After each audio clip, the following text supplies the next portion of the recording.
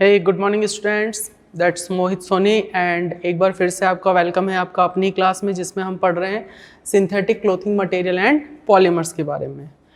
तो last session जितने भी हमारे हुए हैं उसमें हमने स्टार्टिंग किया था पॉलीमर से। पॉलीमर के बाद हमने पढ़े थे फाइबर्स के बारे में। फाइबर्स कितने टाइप के होते हैं, सिंथेटिक फाइबर्स क्या होते हैं, सेमी सिंथेटिक फाइबर्स क्या होते हैं, नेचुरल फाइबर्स क्या होते हैं, उनके टाइप्स वगैरह हमने देख लिया था। पॉलीमर्स के बारे में हमने डिटेल से समझ लिया था कि क्या क्या होते हैं। डिफरेंट टाइप्स के जो फाइबर्स हैं उनके बारे में हमने स्टडी करी थी, लाइक आपका रेयन, नायलॉन, पॉलिस्टर, कोरोसिल, blended fibres, acrylic, this all are studied भी about in our last sessions. तो हमारे लास्ट सेशन में हमने अच्छे से उसको एक्सप्लेन किया था, अच्छे से उनको समझा था। जिन्होंने नहीं समझा है, नहीं देखा है, तो रिकॉर्डेड वीडियोस आपके पास हैं, आप देखिए उनको। उसमें अच्छे से एक्सप्लेन कर रखा है हर एक फाइबर को पूरे डिटेल में। क्लियर है बच्चों? इसी तरह पॉलीमर का जो सेशन था, पहले पॉलीमर के बारे में हमने बहुत सारी अच्छी अच्छी बातें करी हैं। पॉलीमर्स क्या होते हैं, मोनोमर यूनिट्स क्या होती हैं, मोनोमर यूनिट से पॉलीमर्स कैसे बनते हैं, पॉलीमराइजेशन प्रोसेस क्या होता है ना। मोनोमर यूनिट से पॉलीमर्स के बनने का जो प्रोसेस है, this is known as polymerisation. तो उसके बारे में भी हमने डिटेल से बात करी। फाइबर्स के बारे में भी करी, फिर हमने अलग अलग टाइप्स ऑफ फाइबर भी देखे, जिनमें हमने उनके प्रिपरेशन मेथड देखे थे, है ना। उनके क्या क्या प्रॉपर्टीज़ होती हैं, उनके क्या क्या यूजेज होते हैं, वो सारी चीज़ें हमने क्लियर करी थी।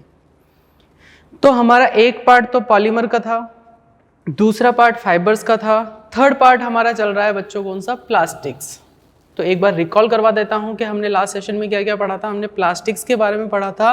तो सबसे फर्स्ट प्लास्टिक्स क्या होते हैं, पॉलीमरिक मटेरियल होते हैं। प्लास्टिक्स क्या है, पॉलीमरिक मटेरियल से। बच्चों देखो, फाइबर्स हो या प्लास्टिक हो, है ना, वो सब क्या मिलकर, किससे मिलकर बने हैं, पॉलीमर से। इसीलिए फर्स्टली हमने किसको स्टडी किया था, पॉलीमर्स को स्टडी किया था।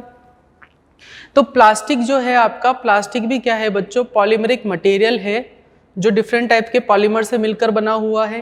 ठीक है। तो अकॉर्डिंग टू अगर उनके टाइप्स की बात करें, है ना, तो टाइप्स की बात करें कि दो स्ट्रक्चर के बेसिस पे और हीट के इफेक्ट के बेसिस पे जो प्लास्टिक्स होते हैं अलग अलग होते हैं। स्ट्रक्चर्स की बात करें तो स्ट्रक्चर के बेसिस पर जो प्लास्टिक होते हैं वो आपके 3 टाइप्स का हमने स्टडी करी थी। कौन कौन से थे यहाँ पर बता देता हूँ मैं। फर्स्ट हमने देखा था लीनियर पॉलीमर, सेकंड देखा था हमने ब्रांच्ड पॉलीमर, और बच्चों थर्ड हमने देखा था कौन सा, क्रॉस लिंक्ड पॉलीमर। 3 टाइप के पॉलीमर थे हमारे, लीनियर, ब्रांच्ड पॉलीमर और cross linked polymer, linear cross linked polymer. तो देखो, लीनियर पॉलीमर का मतलब बच्चों नाम से पता चल रहा है, लीनियर पॉलीमर मींस जो पॉलीमर्स का अरेंजमेंट होगा वो लीनियर होगा, एकदम स्ट्रेट होगा, और एक के ऊपर एक जैसे परतें जमी होती है ना, तो एक के ऊपर एक जो है पॉलीमर्स की यूनिट आपस में जमी रहेगी। तो वैसा स्ट्रक्चर जिन प्लास्टिक्स के अंदर होगा तो वो कौन से होंगे, आपके लीनियर टाइप के होंगे। क्रॉस लिंक्ड का मतलब, या उससे पहले हम ब्रांच का मतलब समझ लेते हैं। ब्रांचेस पॉलीमर्स का मतलब ये है कि जो आपका पॉलीमर है, सपोज ये आपका पॉलीमर है, ये इसकी क्या है बच्चों, मोनोमर यूनिट्स हैं। इन मोनोमर लीनियर पॉलीमर जो है ये मोनोमर यूनिट्स है। यहाँ पर कोई अगर ब्रांचेस निकल रही है, सपोज ऐसे ब्रांच बना दी मैंने, ठीक है, यहाँ पर कोई ब्रांचेस निकल रही हैं, तो ऐसा अरेंजमेंट अगर आपको किसी में मिलता है तो that type of plastic is known as branched polymer plastic. तो उस टाइप का क्या होगा, आपके ब्रांच टाइप का होगा उसका, वो जो प्लास्टिक है उसमें स्ट्रक्चर कैसा होगा, आपका ब्रांच टाइप का होगा। क्लियर है। नेक्स्ट थर्ड हम बात करें अगर क्रॉस लिंक की। क्रॉस लिंक का मतलब ये है बच्चों कि अगर हमें पॉलीमर का अरेंजमेंट जो है, लीनियर पॉलीमर जो हमारे हैं, लीनियर पॉलीमर कौन से, ये आपका लीनियर वाला पॉलीमर, ये आपका लीनियर वाला पॉलीमर, ये आपका लीनियर वाला पॉलीमर, ये लीनियर वाला, अगर इनको क्रॉसली में अटैच कर दूं, लिंक कर दूं आपस में एक दूसरे से, अगर एक दूसरे से मैं लिंक कर देता हूं तो यहाँ पर जो पॉलीमर का स्ट्रक्चर मिलेगा वो मुझे कैसा मिलेगा, क्रॉस लिंक टाइप का मिलेगा, जो 3D पैटर्न में होगा, 3 डायमेंशनल पैटर्न में होगा, 3 डायमेंशनल स्ट्रक्चर आपको दिखेगा। तो उस टाइप का अरेंजमेंट अगर किसी प्लास्टिक के अंदर है तो वो कहलाएगा आपका कौन सा, क्रॉस लिंक्ड पॉलीमर। ठीक है, क्लियर है। ये किस बेसिस पे है? जो पॉलीमर्स का अरेंजमेंट है उसके बेसिस पे। अगर हम बात करें कि हीट के इफेक्ट के हीट का जो इफेक्ट होता है प्लास्टिक्स के ऊपर, उस बेसिस पर प्लास्टिक्स कितने टाइप के हैं, तो बेसिकली यही बताया जाता है। प्लास्टिक जो है कितने टाइप के होते हैं बच्चों, बताइए फटाफट, कितने टाइप के होते हैं? 2 टाइप के। First is thermoplastics, second is thermosetting plastics. Thermoplastics and thermosetting plastics, तो इनके बारे में भी हमने डिटेल में बात करी है। फिर भी अगर मैं यहाँ पर जिन्होंने नहीं देखा है वीडियो, वहाँ पर एक बार मैं यहाँ पर बता देता हूँ कि आखिर ये प्लास्टिक्स कौन से होते हैं। तो थर्मोप्लास्टिक्स का मतलब क्या होता है? हमारे डेली लाइफ में हम बहुत सारे प्लास्टिक्स देखते हैं, है ना। तो कुछ प्लास्टिक्स आपने देखा होगा मेल्ट हो जाते हैं, हार्ड हो जाते हैं, उनको हम वापस मेल्ट करें तो वो वापस हार्ड हो जाता है, मतलब उनका स्ट्रक्चर जो है वो चेंज होता रहता है। कुछ प्लास्टिक्स ऐसे होते हैं जिनको आप बर्न करो, गर्म कर दो तो भी उन पर कोई इफेक्ट नहीं पड़ता है। तो उनका डिफरेंस हम पता कैसे लगाएं? तो वो जो प्लास्टिक्स हैं वो 2 टाइप के हैं बच्चों, एक है थर्मोप्लास्टिक, एक है थर्मोसेटिंग प्लास्टिक। तो थर्मोप्लास्टिक्स का मतलब ये होता है ऐसे प्लास्टिक्स जिनको आप हीट करें, जिनको आप हीट करेंगे, देखिए प्रोसेस समझना बच्चों, जिनको आप हीट करेंगे, हीट करने के बाद वो क्या होंगे? मेल्ट हो जाएंगे। मेल्ट होने के बाद सॉफ्ट हो जाएंगे।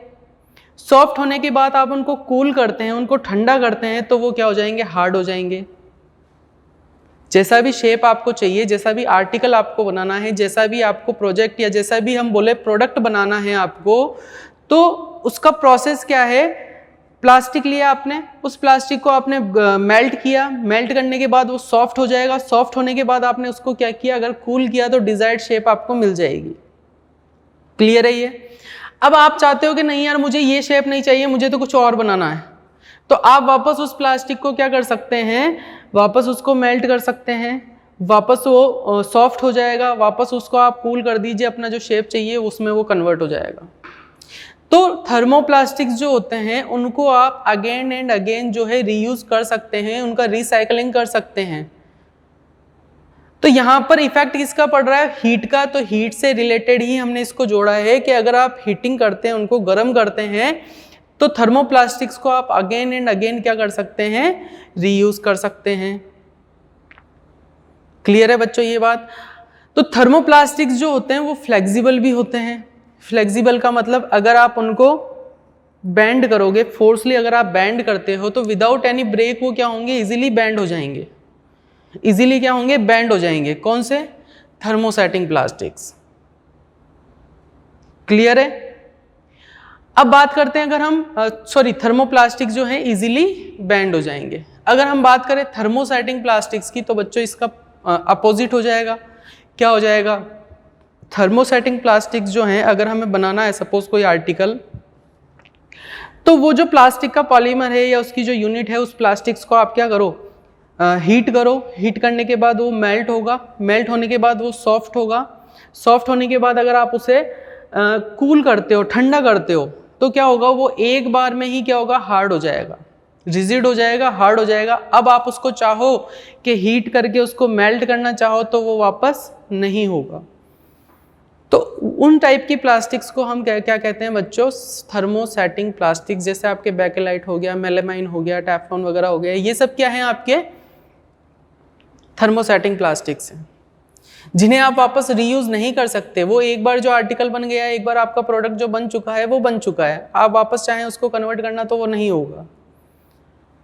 अब अगर इसकी फ्लेक्सिबिलिटी की बात करें, तो जो थर्मोसेटिंग प्लास्टिक्स होते हैं वो फ्लेक्सिबल नहीं होते हैं।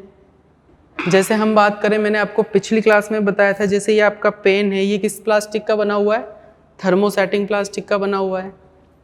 ये प्लास्टिक है, अगर ये एक बार जो है प्रोसेस हो चुका है, यहाँ पर जो इसका मोल्ड है, यहाँ जो मोल्ड करके ये जो आर्टिकल बनाया है, इसका स्ट्रक्चर बनाया है पेन का, ये बन चुका है। अब अगर आप चाहें कि इसको वापस हीट करके, मेल्ट करके वापस चाहें, तो ये नहीं बनेगा। ठीक है, ये पूरा पेन ही बिगड़ जाएगा। अब फ्लेक्सिबिलिटी की बात करें, अगर आप इस पर फोर्स अप्लाई करते हैं, फोर्स अप्लाई करते हैं तो ये ज़्यादा फोर्स अप्लाई करोगे तो ये ब्रेक हो जाएगा। ये क्या होगा बच्चों, ब्रेक हो जाएगा। तो बात क्लियर है थर्मोसेटिंग प्लास्टिक और थर्मोप्लास्टिक्स में। इन थर्मोप्लास्टिक्स को जो अगेन एंड अगेन यूज़ कर सकते हैं, जबकि थर्मोसेटिंग प्लास्टिक्स में ऐसा नहीं कर सकते हैं। क्लियर है बच्चों ये बात। अब इतनी बातें, फिर हमने इनके बारे में डिफरेंस भी देख लिया था, difference between thermoplastics and thermosetting plastics last session में, हमारे लास्ट क्लास में।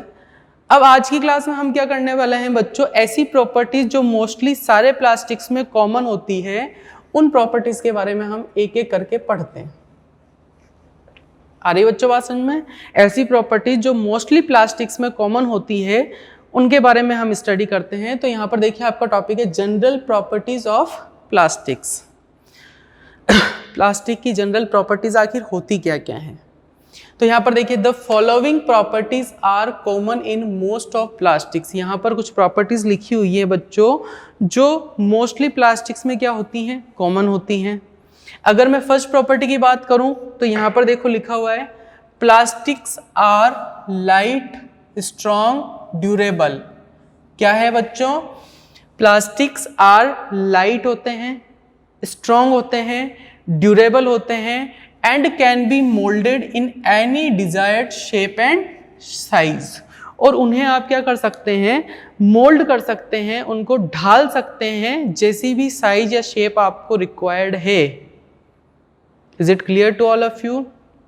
हमने क्या बोला, प्लास्टिक जो होते हैं स्ट्रॉन्ग होते हैं, लाइट होते हैं, लाइट स्ट्रॉन्ग ड्यूरेबल होते हैं, और आप उनको अपनी शेप और साइज के अकॉर्डिंग अलग अलग टाइप में ढाल सकते हैं, मोल्ड कर सकते हैं जैसा भी आपको रिक्वायरमेंट है।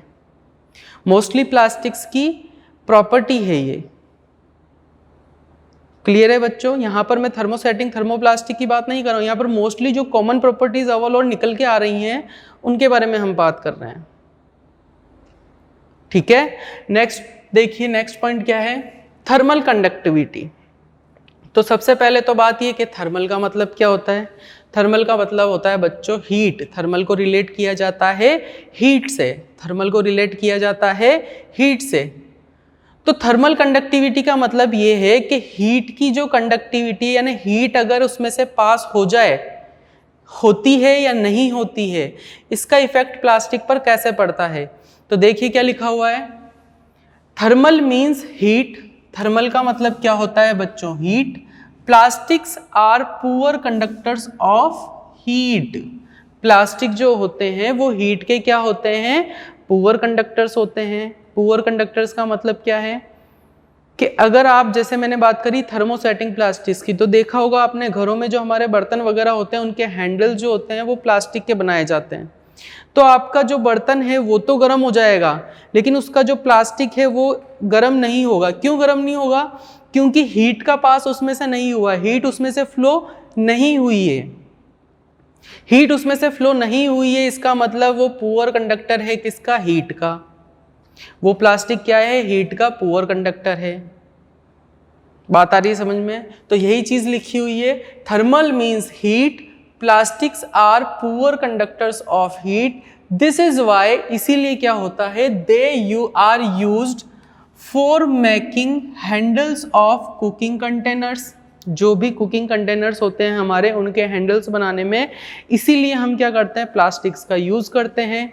नेक्स्ट देखिए, for are used in refrigerators as plastic foam core to prevent heat from outside to enter inside. वापस मैं रिपीट कर रहा हूं, देखिए क्या लिखा हुआ है, in refrigerator as plastic foam core. Refrigerators में किसकी तरह काम आता है ये, as plastic foam core to prevent heat from outside to enter inside. जो आपके रेफ्रिजरेटर्स होते हैं ना बच्चों, उन रेफ्रिजरेटर्स में बाहर की तरफ देखना, बाहर की तरफ ऐसी प्लास्टिक की कोटिंग लगाई जाती है पीछे की साइड। तो पीछे की साइड कोटिंग इसलिए लगाई जाती है, या फिर बाहर हम हमारे गेट की बात करें, गेट वगैरह की बात करें, तो उन पर प्लास्टिक्स की कोटिंग इसलिए लगाई जाती है ताकि बाहर की हीट जो है अंदर ना आ पाए। बाहर की हीट जो है वो अंदर ना आ पाए, क्योंकि अगर प्लास्टिक्स की अच्छे से थर्मोसेटिंग प्लास्टिक वगैरह अच्छे से कोटिंग होगी, क्योंकि ये हीट के पुअर कंडक्टर्स हैं, पुअर कंडक्टर्स है, इसका मतलब हीट का फ्लो नहीं होने देंगे। हीट का फ्लो अंदर नहीं होने देंगे तो रेफ्रिजरेटर के अंदर क्या होगी, कूलिंग अच्छे से हो पाएगी। बात आ रही समझ में? तो यहां पर इसका मतलब यही है, एज प्लास्टिक फोम कोर के रूप में हम क्या करते हैं, इसका यूज करते हैं। किस लिए करते हैं? ताकि to prevent heat from outside to enter inside, ताकि बाहर की हीट जो है अंदर ना आ पाए और अंदर जो है रेफ्रिजरेटर में अच्छे से कूलिंग बनी रहे। क्लियर है बच्चों यहां तक? नेक्स्ट देखिए, इन थर्मल इनर वियर बच्चों यहाँ पर लाइंस जो है वो हाईलाइट भी करता जा रहा हूं मैं यहाँ पर। In thermal inner wear that people wear in extreme winters, तो जहाँ पर बहुत ज़्यादा सर्दी होती है, जैसे लेदर के कोट वगैरह आपने देखे होंगे, है ना, जहाँ पर बहुत ज़्यादा सर्दी होती है ना, तो वहाँ पर क्या होता है, इनर वियर्स बनाने में भी हम प्लास्टिक्स के यूज़ करते हैं। ठीक है, नेक्स्ट देखिए, For making containers and films used in microwave ovens. For making containers and films, जो माइक्रो ओवन होते हैं बच्चों, उनके जो कंटेनर होते हैं, उनकी जो फिल्म्स होती है, या जो जिसको हम नॉर्मली बोल सकते हैं, जो प्लेट्स वगैरह होती हैं, जहाँ पर हम हीट का जो है कोई इफेक्ट ना पड़े, उस पर गर्म ना हो, वो उनको बनाने के लिए भी किसका यूज़ किया जाता है, प्लास्टिक्स का। तो ओवरऑल हम ये समझे कि उसकी थर्मल कंडक्टिविटी जो है वो पुअर होती है, इसी वजह से उसका यूज़ अलग अलग पर्पस में किया जाता है। क्लियर है? नेक्स्ट प्रॉपर्टी देखिए आप, इलेक्ट्रिकल कंडक्टिविटी। नेक्स्ट प्रॉपर्टी क्या है बच्चों, इलेक्ट्रिकल कंडक्टिविटी। तो वहाँ पर पहले वाली प्रॉपर्टी क्या थी आपके पास, thermal conductivity. Thermal means heat, electric मतलब इलेक्ट्रिसिटी। तो इलेक्ट्रिसिटी का क्या इफेक्ट पड़ता है बच्चों, प्लास्टिक्स आर, तो वापस ये क्या है, plastics are poor conductors of electricity. Plastics जो हैं इलेक्ट्रिसिटी के भी क्या हैं, पुअर कंडक्टर्स हैं। जैसे हीट के पुअर कंडक्टर हैं, तो इलेक्ट्रिसिटी के भी पुअर कंडक्टर्स हैं। पुअर कंडक्टर्स का क्या मतलब हुआ बच्चों, इलेक्ट्रिसिटी इजीली फ्लो नहीं हो पाएगी। आ रही बात समझ में? तो यहां पर देखिए, so they are used as covering material in electrical appliances. तो इसीलिए जो प्लास्टिक्स का यूज किस में किया जाता है, जितने भी आपके मेटल के वायर होते हैं उनको कवर करने के लिए इंसुलेटर के रूप में इसका यूज किया जाता है, या हम बोल सकते हैं कवरिंग मटेरियल के रूप में इसका यूज किया जाता है प्लास्टिक का। कोर्ड्स वगैरह जो होती हैं, जो भी वायरिंग वगैरह होती है, उनकी कवरिंग करने के लिए भी किसका यूज होता है, प्लास्टिक का। इलेक्ट्रिकल आउटलेट्स एंड वायरिंग वगैरह में इलेक्ट्रिकल आउटलेट्स जैसे आपके स्विच हो गए, है ना, स्विचेस वगैरह हो गए, बोर्ड वगैरह हो गए, तो स्विचेस वगैरह में भी किसका यूज किया जाता है बच्चों, प्लास्टिक का यूज किया जाता है, due to its property electrical conductivity. Electrical conductivity जो पुअर होती है, आप लोगों ने देखा होगा, हम अगर लाइट का काम करते हैं तो वो प्लास्टिक के शूज़ पहन के करते हैं, या प्लास्टिक की स्लीपर्स वगैरह पहनते हैं, ताकि क्यों करते हैं, ताकि इलेक्ट्रिसिटी का फ्लो जो है वो इजीली ना हो और हमारे करंट ना आए, है ना। तो इसीलिए इलेक्ट्रिसिटी के जो बोर्ड्स वगैरह हैं वो भी देखे होंगे आपने, प्लास्टिक के बने होते हैं। तो इसलिए क्योंकि प्लास्टिक जो है पुअर कंडक्टर ऑफ इलेक्ट्रिसिटी है, इसीलिए उनका यूज़ अलग अलग इलेक्ट्रिकल एप्लीकेशंस में किया जाता है। क्लियर है ये बात? ये जनरल प्रॉपर्टीज़ हैं प्लास्टिक्स की जो आपको याद होनी चाहिए, इनके बारे में एक्सप्लेनेशन पूछी जाती है। क्लियर है बच्चों? नेक्स्ट देखिए, सॉल्युबिलिटी इन वाटर। वाटर के अंदर सॉल्युबल है क्या प्लास्टिक्स? प्लास्टिक्स जो है सॉल्युबल नहीं होते हैं। तो देखिए लिखा हुआ है, plastics are insoluble in water. Plastic जो होते हैं वाटर में क्या होते हैं, इनसॉल्युबल होते हैं। एंड फॉर दिस रीजन, और इसी वजह से क्या होता है, bottles, buckets and containers made of plastic are used for storing water and plastic tumblers and plastic glass।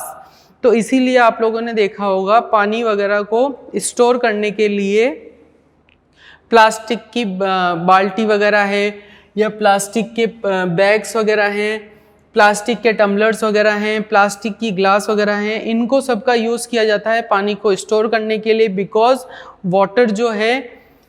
Water के अंदर जो है प्लास्टिक्स मिक्स नहीं होते हैं। क्लियर है यहाँ तक? नेक्स्ट प्रॉपर्टी देखिए, इफेक्ट ऑफ फ्लेम, यानी फ्लेम का इफेक्ट क्या पड़ता है प्लास्टिक्स पर। फ्लेम अगर जैसे हम बात करें कॉटन की, है ना, तो कॉटन को आप जैसे ही जलाओगे तो वो फ्लेम यानी बहुत सारी फ्लेम में जल जाएगा। कागज को आप बर्न करोगे तो कागज भी जो है आग पकड़ के बहुत ज़्यादा जलने लग जाएगा। ये भी बर्न होते हैं, लेकिन ये कैसे होते हैं, इनफ्लेमेबल होते हैं। और वो क्या है, जैसे हम अगर पेपर की बात करें, कागज की बात करें, तो वो फ्लेमेबल है। कैसे हैं वो? फ्लेमेबल हैं। ये बर्न होते हैं लेकिन एकदम लपटें, आग की लपटें नहीं निकलेगी, वो धीरे धीरे धीरे धीरे धीरे धीरे है जो बर्न होता रहेगा। कौन? प्लास्टिक।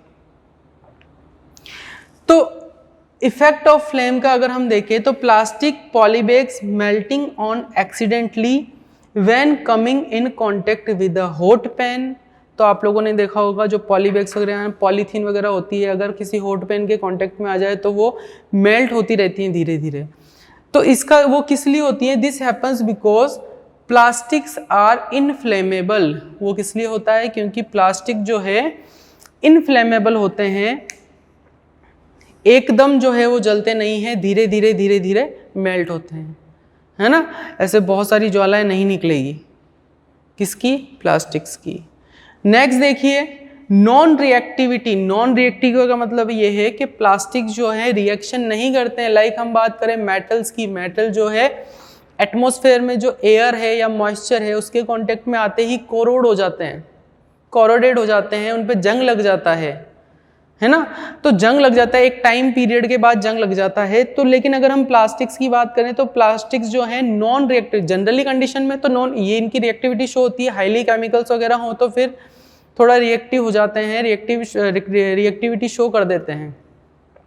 लेकिन जनरली देखा जाए तो एटमॉस्फेयर की एयर है या फिर मॉइस्चर वगैरह है उसके कांटेक्ट में अगर आपके प्लास्टिक आता है तो वो जो है इफेक्टेड नहीं है, वो कोरोड नहीं होता है, उसमें जंग नहीं लगता है।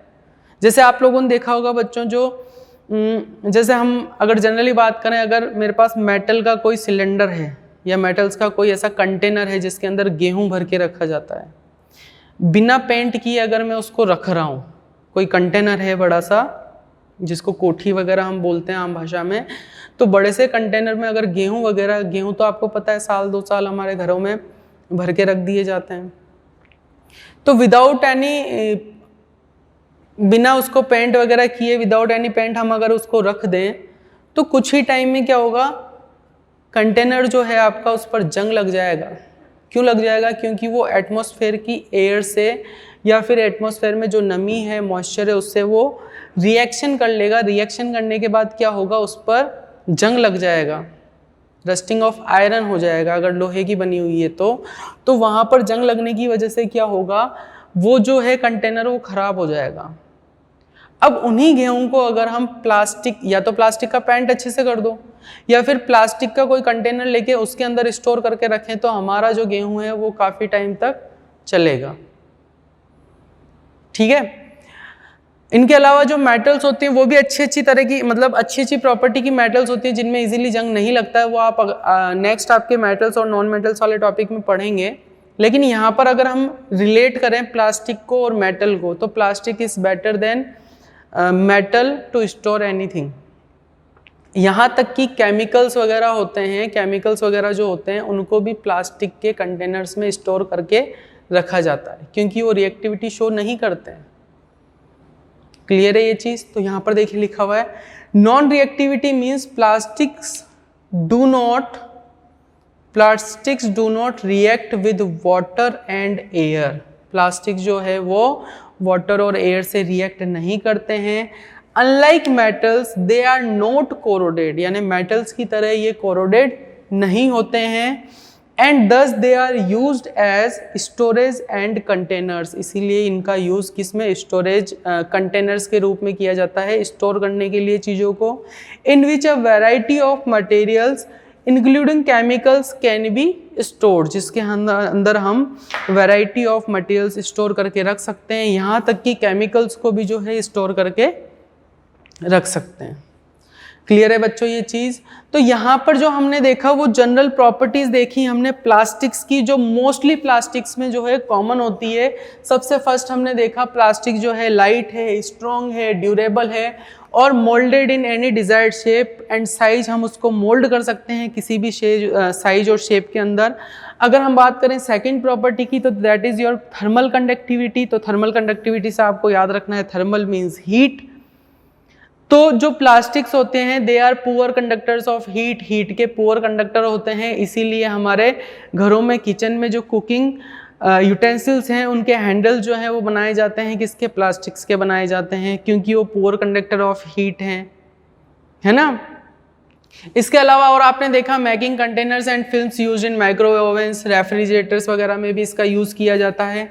नेक्स्ट हम बात करें इलेक्ट्रिकल कंडक्टिविटी की, तो इलेक्ट्रिकल कंडक्टिविटी तो प्लास्टिक जैसे हीट के पुअर कंडक्टर्स हैं, similarly they are poor conductors of electricity. ये इलेक्ट्रिसिटी के भी क्या हैं बच्चों, पुअर कंडक्टर्स हैं। इलेक्ट्रिसिटी इजीली फ्लो नहीं होगी, इजीली फ्लो नहीं होगी तो इनका यूज जो है इलेक्ट्रिकल एप्लीकेशंस में किया जाता है, कोटिंग करने के लिए किया जाता है, स्विच बोर्ड बनाने में किया जाता है। क्लियर है ये चीज? नेक्स्ट प्रॉपर्टी की बात करें सॉल्युबिलिटी इन वाटर, तो वॉल्यूड वाटर में सॉल्युबल नहीं होते हैं या उनके साथ कोई रिएक्शन नहीं करते हैं, इसी वजह से बॉटल्स, प्लास्टिक के टब्स, मग्स, बाल्टीज वगैरह ये सब किसकी बनाई जाती हैं, प्लास्टिक की। क्लियर है यहाँ तक? नेक्स्ट इफेक्ट ऑफ फ्लेम की बात करें तो जैसे हमारे दूसरे पॉलीमर्स की बात करें हम, जैसे हमारा नेचुरल फाइबर्स, नेचुरल पॉलीमर हो गया या फिर आपका कॉटन हो गया या फिर आपका सिंपली बात करें पेपर की, अगर आप उनको बर्न करते हो तो वो बहुत सारी लो के साथ, फ्लेम के साथ जो है वो जलने लगता है। बट प्लास्टिक्स जो हैं वो फ्लो बहुत सारी फ्लेम के साथ नहीं बर्न होगा। क्यों नहीं होगा? क्योंकि उनका जो इफेक्ट है फ्लेम का वो बहुत कम होता है। यहाँ पर लिखा हुआ है देखो, प्लास्टिक आर इनफ्लेमेबल, क्योंकि प्लास्टिक्स क्या होते हैं, इनफ्लेमेबल होते हैं। अगर इनकी बात करें नॉन रिएक्टिविटी की, जो प्लास्टिक्स जो हैं वो एयर और वाटर या एयर या मॉइस्चर से रिएक्शन नहीं करते हैं। अगर किसका कंपेयर करें हम, मेटल का और प्लास्टिक का, नहीं करते हैं। तो प्लास्टिक का यूज़ एज ए कंटेनर्स के स्टोर करने के लिए, किन्हीं भी चीज़ों को, मटेरियल्स को स्टोर करने के लिए एज ए कंटेनर्स के रूप में हम इनका यूज़ करते हैं। किनका बच्चों? प्लास्टिक्स का, ताकि क्या हो, उनके अंदर जो स्टोर की हुई चीज़ें हैं वो ख़राब ना हो, एयर टाइट रहें, मॉइस्चर या एयर के कांटेक्ट में नहीं आए। ठीक है। और यहाँ पर एक और था कि यहाँ पर केमिकल्स का भी जो है, केमिकल्स को भी स्टोर करके रखा जाता है प्लास्टिक्स के कंटेनर्स में। Is it clear to all of you? फटाफट राइट डाउन कर लीजिए।